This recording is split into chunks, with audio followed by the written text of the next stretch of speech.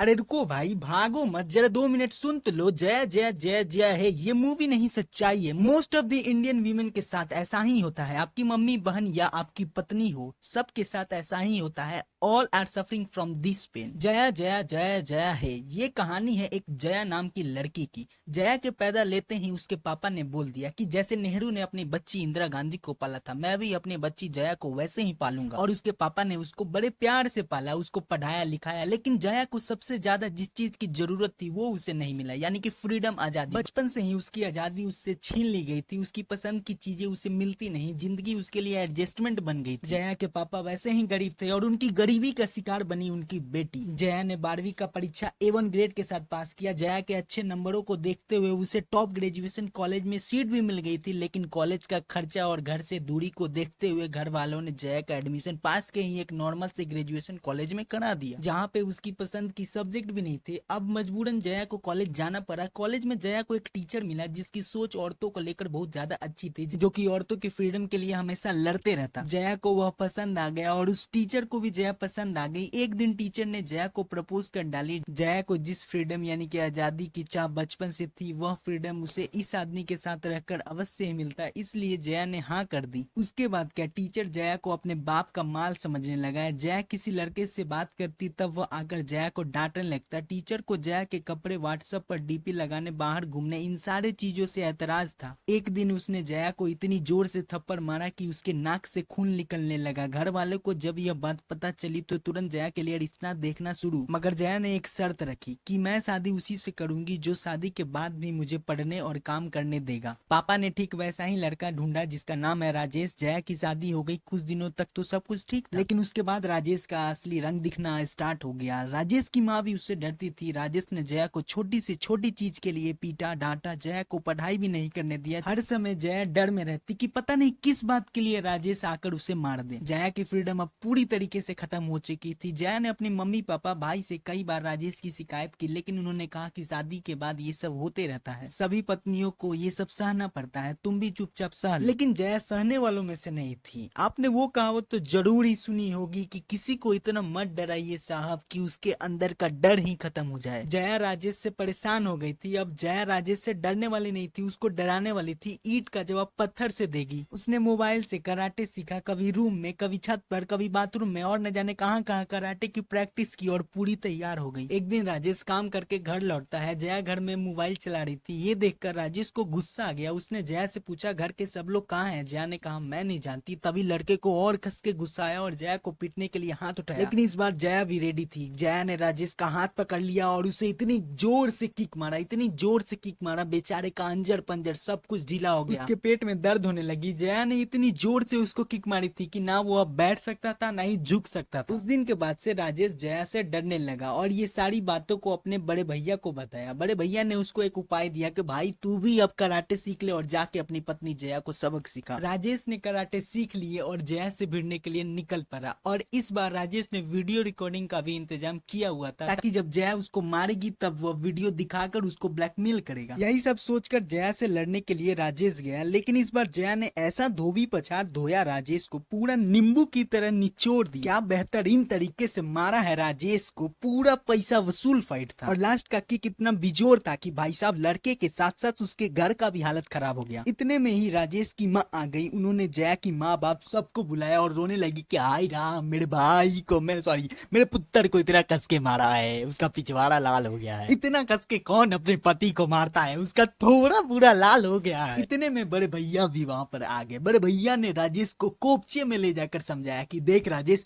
अभी तू जया से माफी मांग ले। और राजेश को समझाया कि अगर तेरे को अपनी वाइफ के ऊपर कंट्रोल रखना है तो पहले उसको प्रेग्नेंट कर, जब उसको एक बच्चा हो जाएगा तब देख, जया तेरी गुलामी करेगी। प्लान तो बड़ा बढ़िया है भाई बड़े भैया का। राजेश ने जया की जी हजूरी करनी चालू कर दी, उसे अपने भोलेपन के चपेट में ले लिया और जया को प्रेग्नेंट कर दिया। लेकिन जया को बड़े भैया के प्लान के बारे में पता चल गया। जया बेहोश होकर गिर गई। डॉक्टर के पास ले जाया गया। डॉक्टर ने बताया कि जया अब माँ नहीं बन सकती। सब लोग अब जया को कोसने लगे। उसके मम्मी पापा ने भी उसे बुरा भला कहना चालू कर दिया। जया ने अब कुछ करने को ठानी। उसने राजेश और अपने मम्मी पापा दोनों का घर छोड़ दिया, लेकिन उसके पास कोई डिग्री नहीं थी, जिसके कारण उसको कोई जॉब नहीं मिल रही थी। जया ने हार नहीं मानी, वो कोशिश करती रही और बैंक से लोन लेकर एक मुर्गी फार्म खोल ली। इधर राजेश के साथ दो कांड होने लगा था। जिस वीडियो को राजेश ने बनाया था ताकि वो जया को ब्लैकमेल कर सके, वह वीडियो वायरल हो गया। सब लोगों ने देखा कि जया कैसे मार रही है अपने पति। कुछ लोगों ने जया को बुरा तो कुछ लोगों ने जया को भला कहा। इस वीडियो के कारण राजेश का मुर्गी फार्म बंद होने के कगार पर आ गया था। लोग उससे मुर्गी नहीं खरीद रहे थे। वीडियो को देखने के बाद लोग राजेश पे हंस रहे थे। इन सब चीजों से तंग आकर राजेश ने एक निर्णय लिया, वह जया को डाइवोर्स देगा। जया को कोर्ट में बुलाया गया। जया ने जज को सारी बात बता दी। जज साहिबा भी फीमेल थी। जज साहिबा ने राजेश को आलू की तरह छील दिया। उसके बाद जया ने राजेश से 5 मिनट बात करने के लिए इजाजत मांगी जज साहिबा से। जया राजेश को लेकर बाहर आ गई और डाइवोर्स के पेपर पे साइन कर दिया। राजेश का मुंह खुला का खुला रह गया। जया को फ्रीडम मिल गई और इस कहानी का दी एंड हो गया।